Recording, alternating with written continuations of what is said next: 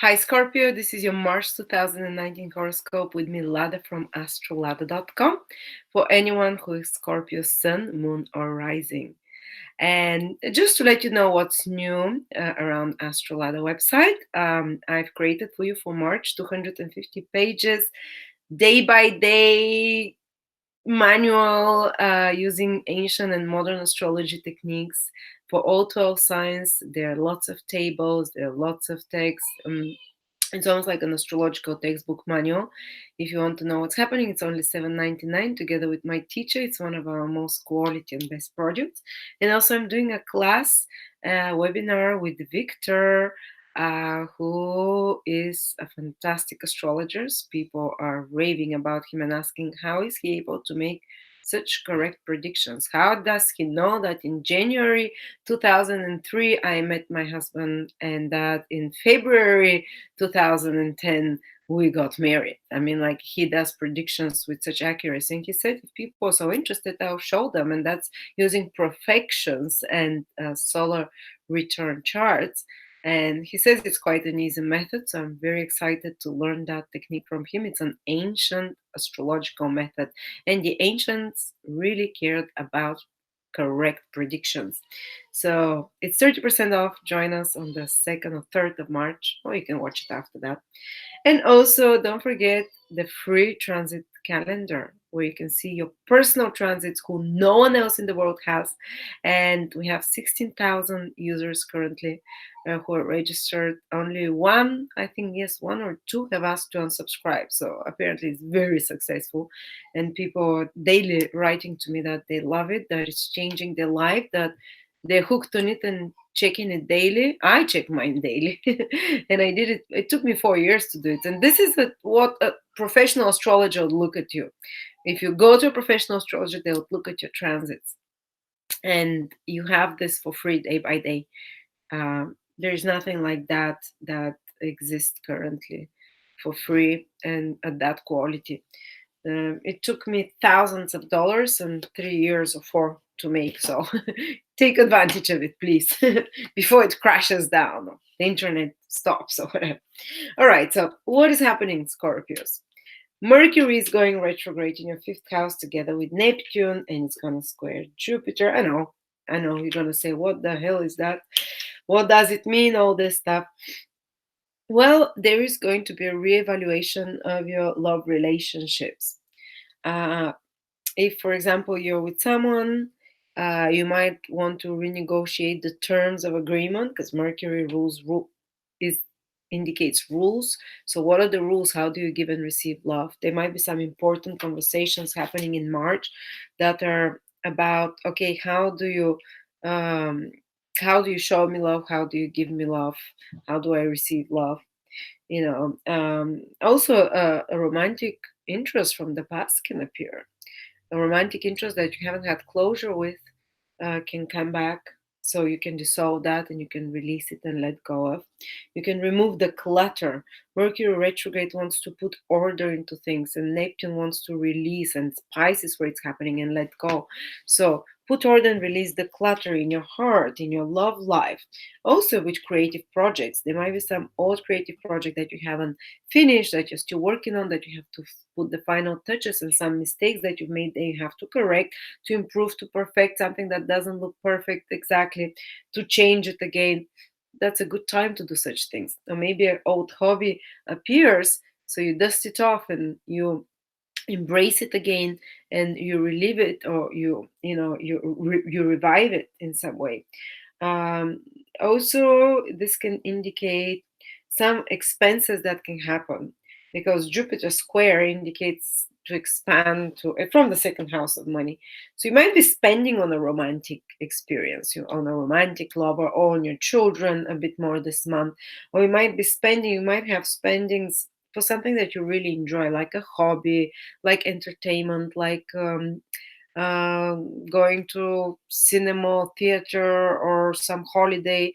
But this, even though there is an expense here that's happening, you consider it something enjoyable, and you consider it's like worth it. It's not like upsetting you.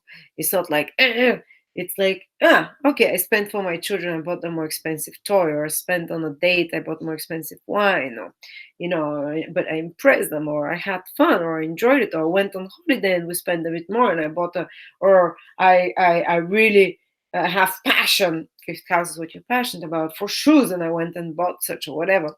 You're kind of okay with that, but they can be certain. Like, if there might be some expenses for a child, for example, it might have need something, as well. Or they can be another thing is that happens is that uh, some creative project that you're working on might require some more of your expenses. You might have miscalculated. You might have thought, oh, this is how much money or resources I would need to complete that project. And it turns out you might need a bit more. But again, the final result is productive. It's, yes, it's an expense, but it's not like a wasted thing. Um, and there is also a lot of support that's coming from Saturn, basically from Mars in your seventh house, which is a sextile, and from Saturn in your third house, oops, which is again a sextile helping aspect. So even if there's some expenses, or if you're doing some revisions of your love life, it has a positive effect on the lasting relationship. So it manifests if there's some important conversations that have to happen to be re-examined, things from the past, they eventually lead to more dynamic, more positive dynamic relationship. They can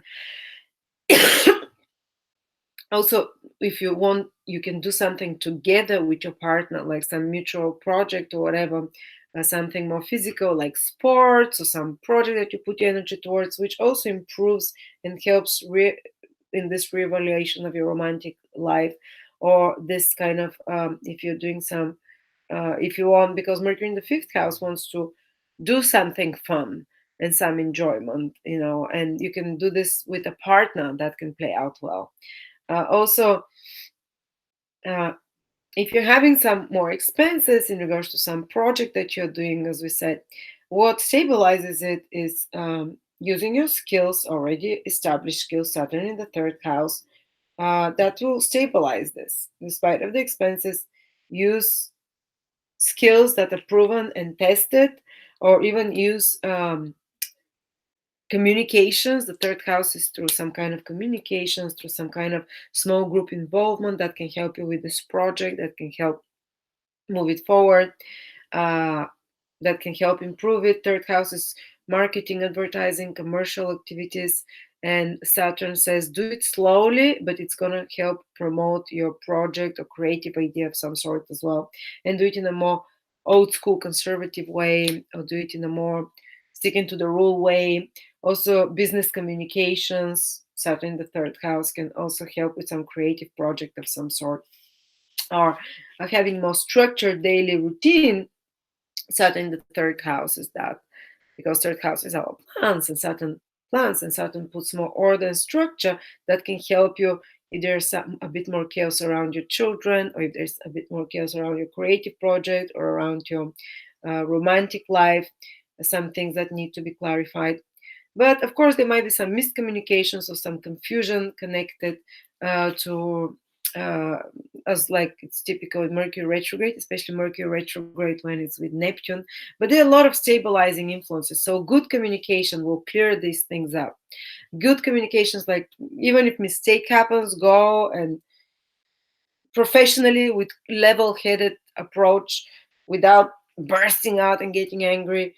Just say, oh, sorry, here it is, this is what I meant, or whatever. Saturn in the third house, no nonsense communications. I'm sorry about that. And then proactively, you know uh, someone proactively helping you as well, Mars in the seventh house, or doing something together.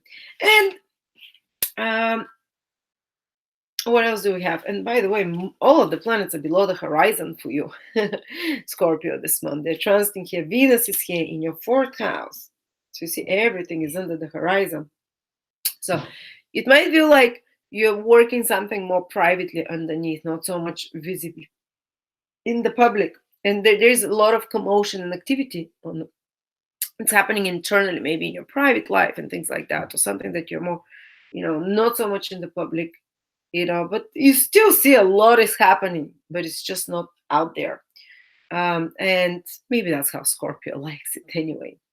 And you're very active with relationships this month because the rule of your whole horoscope, Mars is in the seventh house. So you're active there.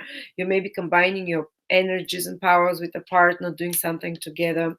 Maybe you actively pursue relationships, business or personal, actively pursue contacts of some sort as well, and actively pursue to close deals or to, and almost like you're imposing your rules and your will on others with this position. But you can meet opposition from others, and you can butt heads more easily this month with others. That's another thing you have to be more careful of, because of Mars in the seventh house. Others can press your buttons more easy.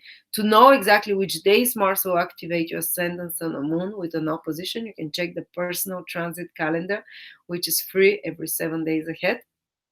Uh, you know the exact days. You have to be a bit more careful with your patience, because you might upset someone, and someone will provoke you more easily as well. So and the good thing is that Saturn is also making a trine to this Mars. So even if this happens, somehow, again, cool and level headed conversations and communications calms the whole situation down. More professional communication sorts of some sort, calms the whole situation down. It can be also good for taking some business trips. Saturn in the third house is travel. Mars is to initiate some business contacts or agreements, for example. Good trine aspect between them.